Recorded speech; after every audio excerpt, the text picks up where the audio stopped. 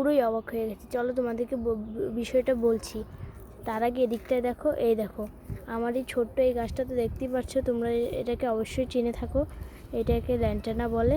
এটাকে আমি রাস্তার ধার থেকে এনেছিলাম। আর দেখো এটা একটা বীজ আমি লাগিয়ে দিয়েছিলাম পাকা। দেখো সেই বীজটা থেকে চারা হচ্ছে।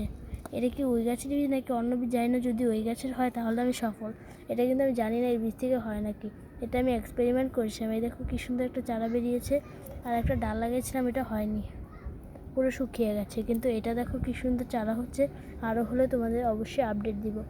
আর দেখো আমার এই গাছটা মর্নিং গ্লোরি, বেগুনি মর্নিং গ্লোরি, এটা দেখো কত লতিয়ে গেছে। আর এটা দেখতেও দেখো মাশাআল্লাহ খুব সুন্দর লাগছে আর ঝোপালো লাগছে। আমি কিন্তু প্রতিদিনই পেঁচিয়ে দিই, আবারও বড় হয়ে যায়। আবার এই গাছে এখনও ফুল আসছে না, কারণ এটা কিন্তু এখনের এই সময় ফুল না। এটাকে যখন ফুল হবে আমি তোমাদের অবশ্যই দেখাবো। খুব সুন্দর, তাই না? আর দেখো আমার কালাঞ্চগুলো খুব সুন্দরভাবে ফুটে গেছে। পুরো মনে হচ্ছে জীবন্ত একটা ফুলদানি ফুলে ফুলে ভরে আছে। দেখো কি সুন্দর। আর দেখো আমার গাঁদা গাছগুলো ডগা কেটে দেওয়ার পর আবার ছোটো ছোটো ডগা ডগা বের হচ্ছে। আর আমার ভিডিও তোমাদের কারকে ভালো লাগে বলে যেও, তাহলে আমি তাদের নাম আমার ভিডিওতে নিয়ে নেব। এই দেখো আর এইগুলো কতটা বড় হয়ে গেছে। আর একটু বড় হলে আমি এটা তুলে নেব। আজকে ভিডিও পর্যন্ত, এটা